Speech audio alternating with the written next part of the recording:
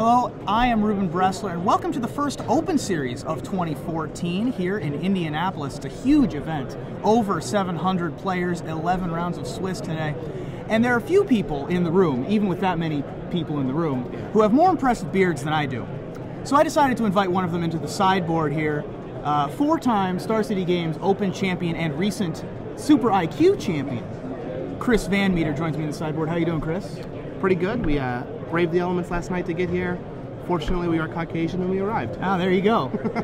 Got protection from snow, permanence, yes. and we're able to make it here. And you have something interesting here, you and BBD? Yes, and BBD. I talked him into playing forests and mountains. That's quite the feat in and of itself. You're playing green-red monsters here today. This deck is a little bit reminiscent of decks from recent past, most specifically Brian Kibler's World Championship deck. In that it's a green-red aggro deck, but it has none of the cards that you'd think of when you're recently playing green-red. So no Nykthos, Shrine to Nyx. Yep. No Burning Tree Emissary. Nope. And with Mutavault. With Mutavault. So talk to me about where this deck sort of came from, and why you decided to go with this particular strategy today.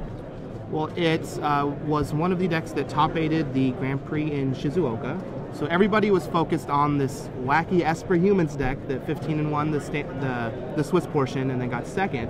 But I really fell in love with this green-red deck. He had Clan Defiance that I ended up replacing with Flesh Blood due to a Brad Nelson influence. But the deck is just awesome. Playing a lot more Xenaghosts than the previous incarnations of the green-red deck. Had a couple of Mutavaults to give you some additional ways to attack. And I was even able to, in the Super IQ, make a Domri emblem, play a Mutavault, and attack for 4. That's pretty awesome. So let's talk about a couple of the specific points that you just touched on. First of all, we'll talk about Flesh Blood, which was a Brad Nelson creation from Pro Tour Dublin. Yes. And it serves much the same purpose here. Also teaming up with Gore Clan Rampager, correct. Which, much like Dre, I think people have forgotten about. Absolutely. And so that's able to really just kill people completely out of nowhere. Yes. So you have a combo element to your aggro. Absolutely. Not only does it allow you to combo with Gore Clan Rampager and Flesh Blood, but so many people just think they're safe sitting behind their Desecration Demons right now, and even just like a 3/3 Scavenging Ooze with a Blood Rush will kill it, and you still get to keep your creature around. Yeah. And this deck is, like I mentioned, much more like the Kibler deck from the World Championship in that you have both Elvish Mystic and Sylvan Caryatid to be able to power out bigger monsters earlier on. Correct. This deck is green-red monsters, and you do have some pretty big monstrous creatures, Stormbreath Dragon and Pelucranos. Correct. Why did you end up going with those guys? Well, previously it was just a no-brainer when you had Nykthos and Burning Tree Emissary. It was very easy to get a lot of mana to monstrous the creatures. But just the basic stats of the cards are good enough by themselves. Polycranos is a 5/5 for 4, Dragon's a 4/4 haste for 5 with protection from white, and then at some point you will be able to monstrous them, and it just blows them out. It's just very, very good. Yeah, those are the creatures that are the best threats to put onto a board, but you also have more difficult to answer threats in not only a flash creature in Boon Satyr, which is also Flash Aura in Boon Satyr, but you also have a trio of Planeswalkers. The red-green sort of the regulars, I suppose, but but in a new shell. So why did you decide to go with Domri Raid, Garruk, and Xenaghost? Well, Domri is just a no-brainer. I think that Domri is very close on power level with even Jace Architect of Thought in the current format. It's one of those planeswalkers that will win the game for you if it goes unimpeded. A lot of times they just don't have an answer for it, and 4 turns later you make an emblem and you can't lose. And then Xenaghost is just very underrated right now in my opinion. I feel like he really hasn't had a home or a place to shine, and this deck is absolutely perfect for him.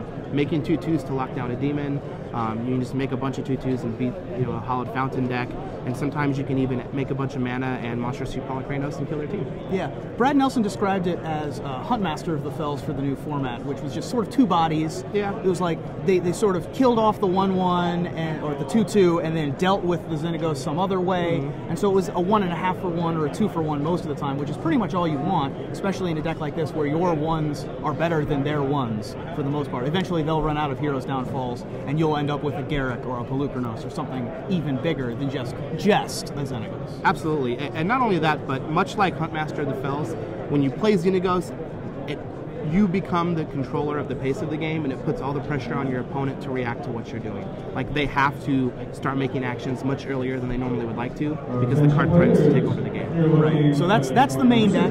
You have plenty of mana to be able to cast your spells as well. How many lands are you running? 23 lands, 4 Mystic, 3 Carrier. So almost half the deck is mana, and Yep. if you count Xenagos, half the deck is mana. Yep. And you've Very also much got- like the Zvi Mashwitz style of deck building. We have mana and awesome permanents. Yep, exactly right. And so you've got more awesome permanents in your sideboard. Yes. Specifically, you have Mistcutter Hydra and Rurik Thor, both of which are very good against the control decks that are popular right now. Absolutely. Mistcutter Hydra, I think, is probably the best sideboard card in Standard currently.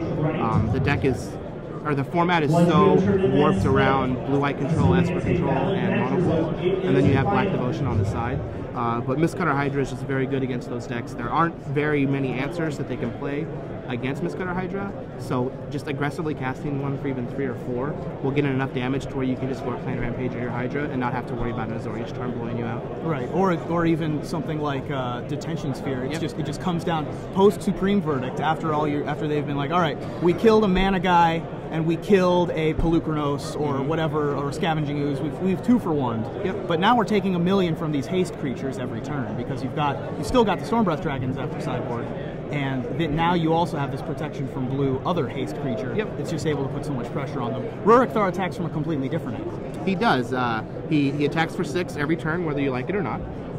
But he also punishes them for playing answers for your card. So most of the time, when you actually resolve a Rurik Thor, it's almost a guaranteed 6 points of damage.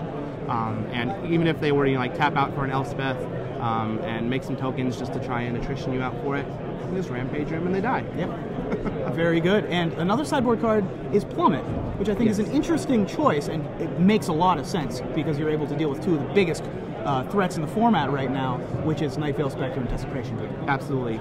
You'll hear me talk a lot about Desecration Demon. I feel like it's the best card in the mono black deck against these creature-based strategies, and Plummet just handles with it very, very well. Plus, Night Veil Spectre is it's just a very good card, and Plummet gives you a way to kill it. Yeah, it's pretty much exactly the kind of cards you want. And the 3 most popular creatures in Standard right now, I think, are Night Veil Spectre, Master of Waves, and Desecration Demon. Yep. You have a lot of ways to deal with Master of Waves in the main deck, either giving Trample to your Gorkland Rampager, just being bigger in general, and also Pelucranos is able to answer it. Yeah, Pelucranos is very good against Master. And Domri Raid doesn't really answer it directly, but it's able to out-card advantage people early in the game, which is where you want to be able to answer it. So you're already 1-0. Yep. We're able to film this deck tech because you were 1-0 so quickly. Yes. This deck is able to win very quickly. Yep. And pretty much out of nowhere. They can be at 16 and just be like, Gorkland Rampager, Fleshblood you. Yes. I guess you're dead. Yep. And so, this deck looks spectacular. Devotion decks have sort of been the most popular decks the last couple months, and before that, 3 and 4 color control decks, because of the mana available from Return to Ravnica block, were most popular. But all the while, 2 color aggro decks and mostly Gruul aggro decks have been able to keep those in check, and this looks like the next in the line to be able to do that. Looks like a ton of fun to play. It's obviously very powerful. Yes. And you also get to take a nap in between rounds, or do this. It's which perfect. Is nice. I get to talk to my friend. Yeah, I mean, with 11 rounds, I'm happy I'm tapping forests and mountains, that's for sure. There you go, absolutely. Chris VanMeter, thank you so much for joining me on the sideboard. Thank you. Chris VanMeter with his Green-Red Monsters deck here at SCG Indy. We're going to have coverage here all day, so stay tuned to SCG Live with Cedric Phillips, Patrick Sullivan, and myself. So come on back.